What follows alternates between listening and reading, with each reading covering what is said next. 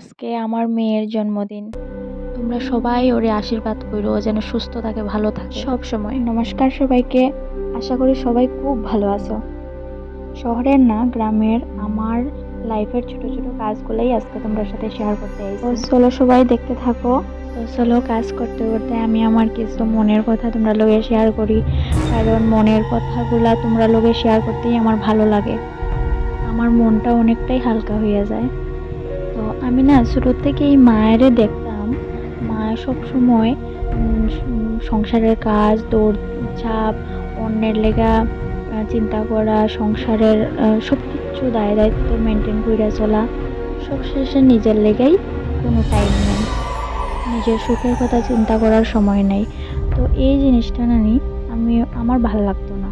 তো আমি ছোটোর থেকে আমি ভাবছি যে আমি আমার মায়ের মতো মা যে যে কাজগুলো কইরাইছে এই কাজগুলো আমি করতাম না, কিন্তু ওই যে ভাগ্যের খেলায় আমারও সেম পরিস্থিতি হয়ে দাঁড়াইছে। মায়ের মতো আমারও লাইফ লিড করতে লাগে এখন। বিশ্বাস করো আমার এইভাবে চলা, এইভাবে লাইফ লিড করা একদম ভালো লাগে না। আমি চাই নিজে ইনকাম করিয়া নিজের পায়ে দাঁড়াইতে, কিন্তু এমন একটা স্টেপ নিলাম, এই স্টেপের কারণে আমার মার মতোই লাইফটা হইয়া গেল গিয়া। আর আমার এখন ছোট্ট বেবি, তো বেবিরে নিয়ে নিজের ভবিষ্যৎ গড়বো না বেবির ভবিষ্যৎ গড়বো, এমন একটা সিচুয়েশনে আইয়া পড়ছি আর কি। আমি আসলে না আমি আমার যে বাস্তব জীবনটা, ওই জীবনটার সঙ্গে আমি মানিয়ে নিতে পারলাম না। যেভাবে বাঁচতে চাই, আমি যেভাবে থাকতে চাই, অ্যাকচুয়ালি আমি ওইভাবে থাকতে পারতেছি না, যার কারণে আরও বেশি কষ্ট হইয়া দাঁড়ার আমার লেগা। কাজকর্ম, অভাব, এইসব যেমন তেমন আমার মনের কষ্টে আমার আরো শেষ করিলাম। তবে যে নিজের পায়ে দাঁড়াইমু, নিজে ইনকাম করতে পারমু, আর নিজের মতো করে একটু বাঁচতে পারমু, ভগবানই জানে। আসলে বাইরে থেকে মানুষ আমার খুব শক্ত ভাবে যে তাই সব পারে, নিজেরে সামলাইতে পারে, কাজকর্ম সব কিছু করিয়া যায়, মেয়েও সামলাইয়া যায়, সব কিছুই পারে, সব হাসি ফুর্তি আনন্দ ফুর্তি করিয়া থাকে, হাসিয়া মাতিয়া সবার সঙ্গে কথা কয়, কিন্তু আমার ভিতরটা যে কি সেটা সবে জানে না। আর আমি কেউ কইতেও যাই না যে আমার মনের ভিতরে কি চলে।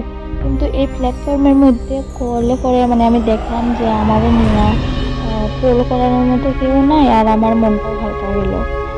কিন্তু এটা না যে এই প্ল্যাটফর্মের মধ্যে আমি আমার মনের কথাগুলো শেয়ার করি মানুষের সহানুভূতি পাওয়ার জন্য, এইটার লেগে না, কিন্তু আমার মনটা অনেকটাই হালকা হয়ে যায় এবং ভালো লাগে। আমার জীবনে না অনেক স্বপ্ন আসলো, স্বপ্নগুলো ভাঙছে না, এটা মরে গেছে, পরিস্থিতির চাপে পড়ে স্বপ্নটি মারা গেছে।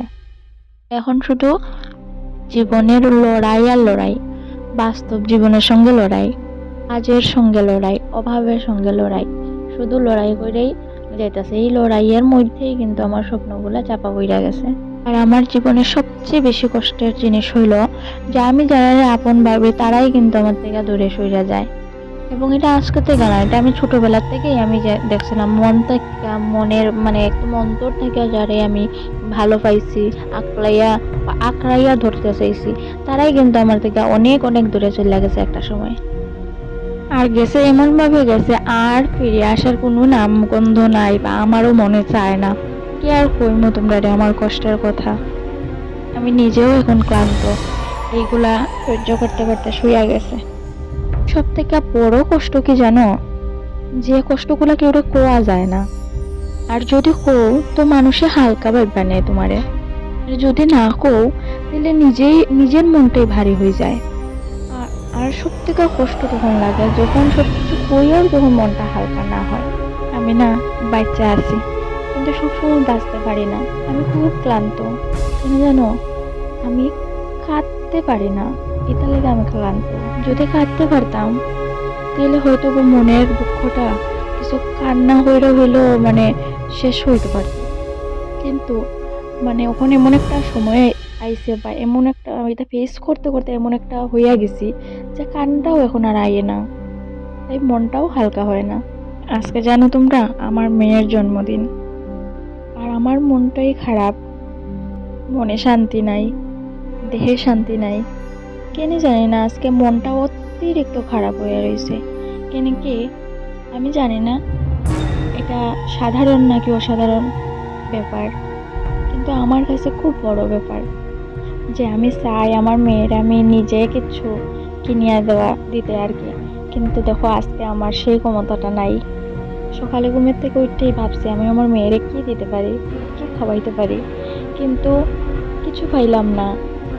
এমনই পরিস্থিতি, এমনই উম, হাল আমার, যে আমি নিজে আমার মেয়ের একটা কিছু দিতে চাই কিন্তু পারি না। কিনিয়ে দেওয়ার মতো ক্ষমতাটা আমার নাই।